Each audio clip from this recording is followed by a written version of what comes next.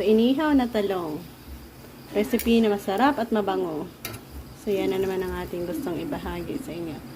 Inihaw at itorta. So, yan, 6 na piraso. Well done sa ating pag-ihaw. Next natin gagawin, torta ang ating ibabahagi sa inyo. Tortang talong. Yan, 6 na piraso. Nabalatan na natin. Next natin gagawin ang mix ng ating itlog.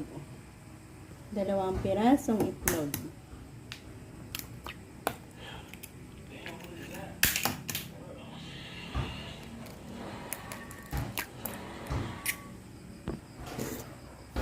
Magic sarap.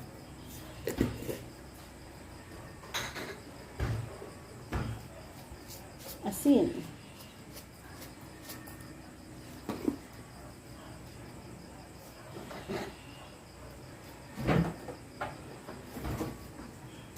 Fried garlic.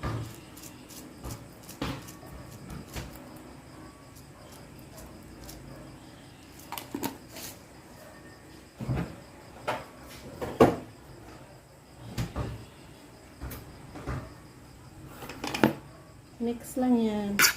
And then, i-dip natin dito ang ating talong.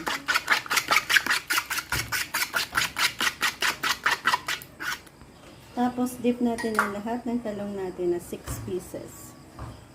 Easy lang.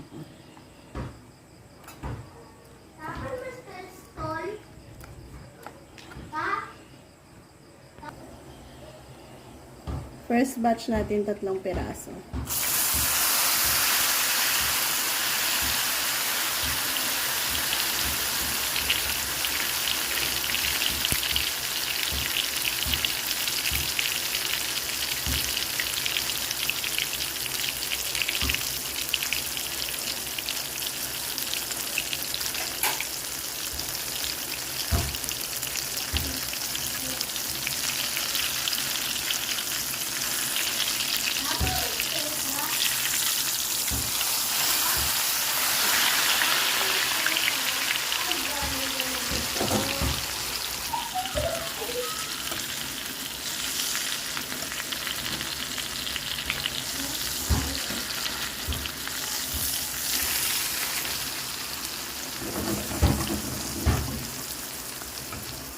Ayan, well done ang first batch natin.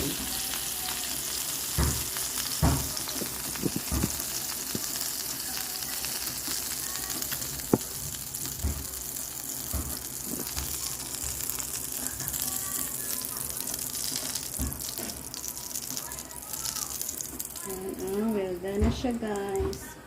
First batch. Sigaw tayo ng pang second batch natin.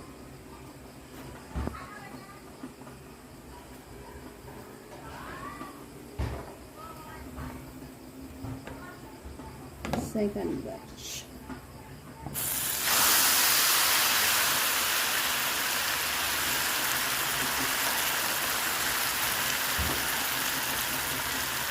Dalawang itlog sa 6 na pirasong talong.